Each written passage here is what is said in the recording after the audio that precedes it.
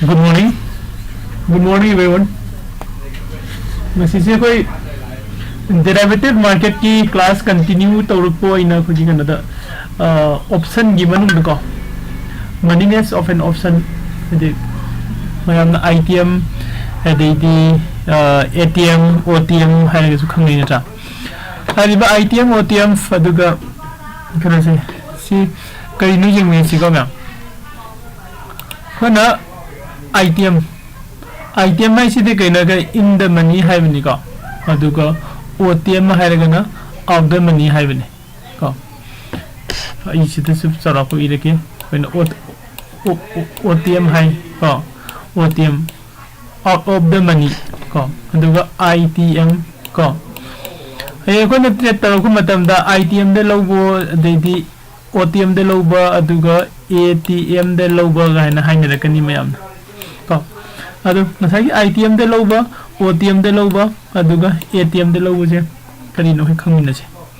first कोई ना ITM OTM अदुगा ATM है ना काउंटर से कटाई दनु है कंदा बगी गरांगी क्लास तक कोई नहीं येंगी बता स्ट्राइक प्राइस है हम जाऊंगी बता जाऊंगी का स्ट्राइक प्राइस हाई रिवर्सी की स्ट्राइक प्राइस है सीधा में से कोई कनो हम थोड़ा खाई दो इबा मासे मखन हम थोड़ा खाई दो हाई रिवर स्ट्राइक प्राइस की मखन हम से निको कोई ने ATM अदुगा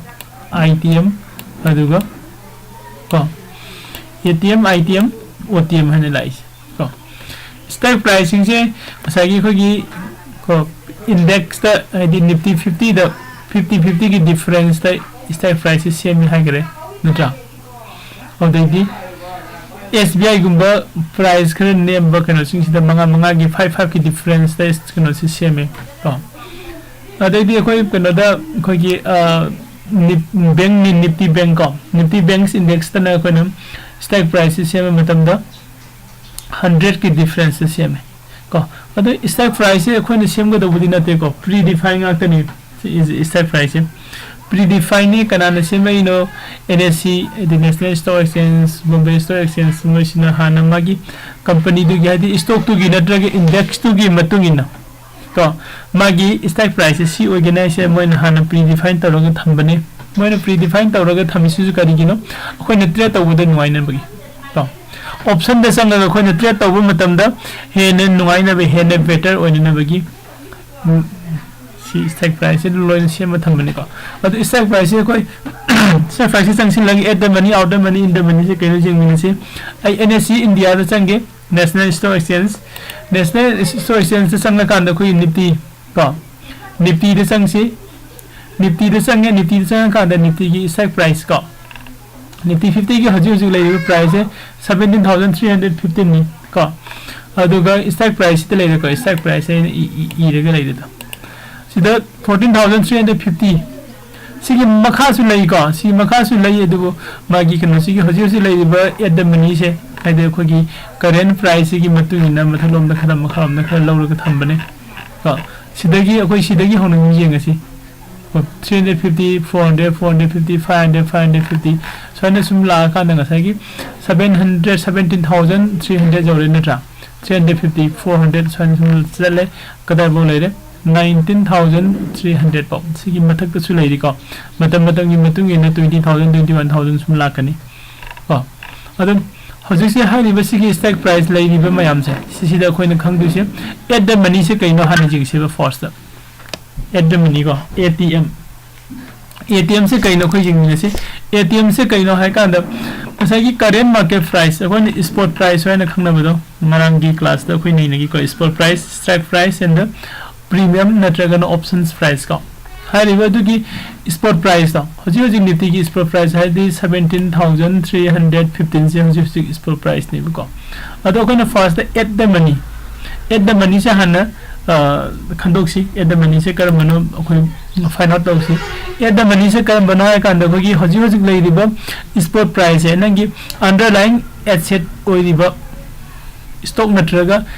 इंडेक्स टू गी को अखोई जिंग नै से इंडेक्स नि को निफ्टी 50 दने अंडरलाइंग एसेट ओइ रिबा स्टॉक नट्रगा इंडेक्स टू गी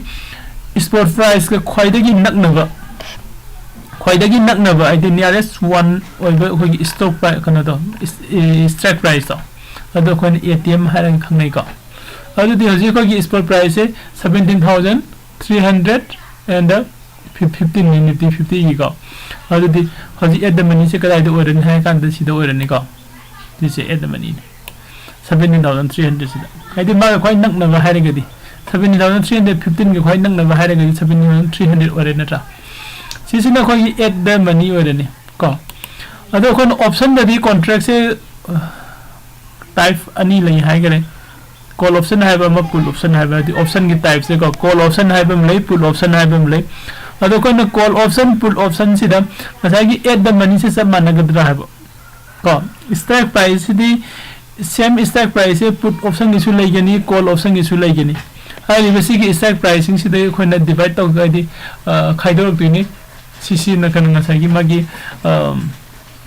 at the money ni sidai sibaw sin out the money ni sidai sibaw sin in the money ni do koin thamaki ni ado si thamako madam sida 17,300 se kon at the money ni hare kari gino hare ga deski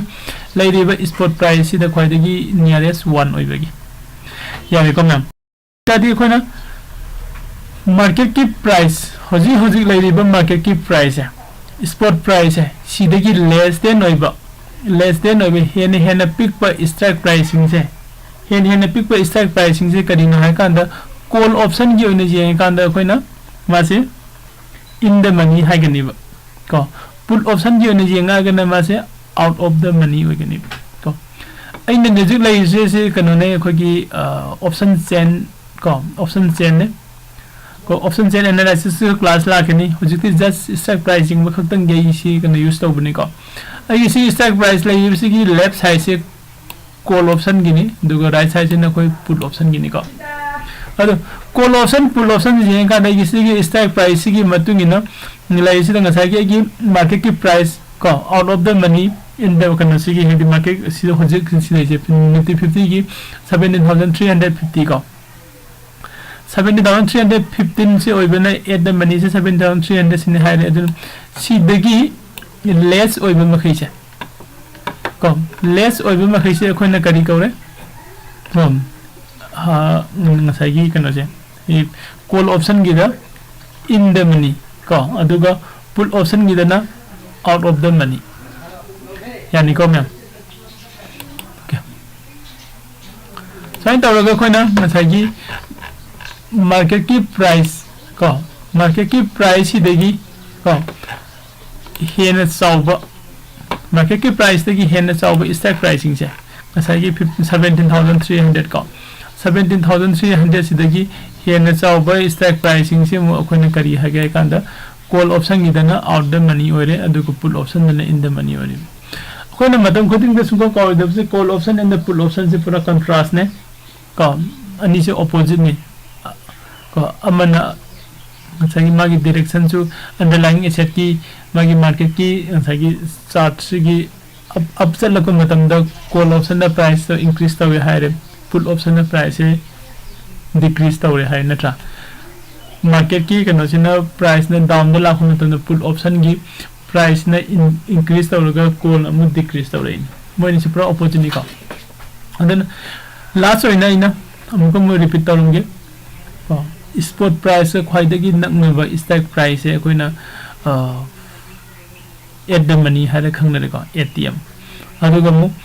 spot price सिदगी less than ओइबा stock pricing से सिसे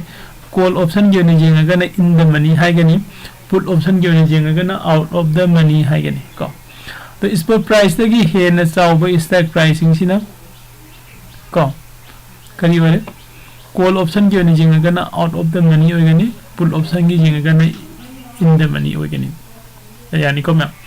अदो ngasa ko ne stock price and stock price मैम सिनरे नत्रा stock price मैम हम ले सिदा हाय रे stock pricing से नंग index option index and option and stock तो को ने option the trade तो बुझाई नत्रा index stock बुझाई नत्रा index तो दी को ने तो मतम द से की Zerodha account ने को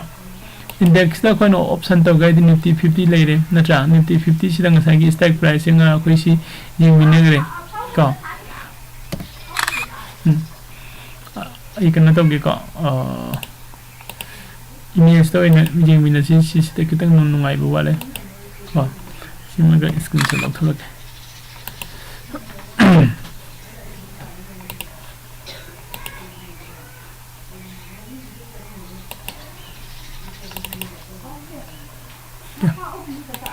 sida lay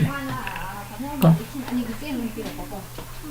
sida lay sida koina yingu ya si SBIC stock ne magi SBIC ki strike price de lay 485 485 485 485 ko id April May March April May si mayam si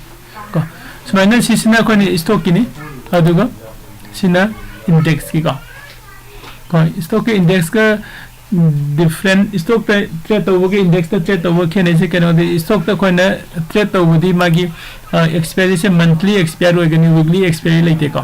adu index the over the weekly expire su lai adu monthly expire su lai then coin apam ba jaga da trade over ai ko no ngasi dei soi de losin ge adu ko hore nimidang khoi punna discussion to mina se ngarang gi class su ne ngan hani class su adu ga ngasi class su ko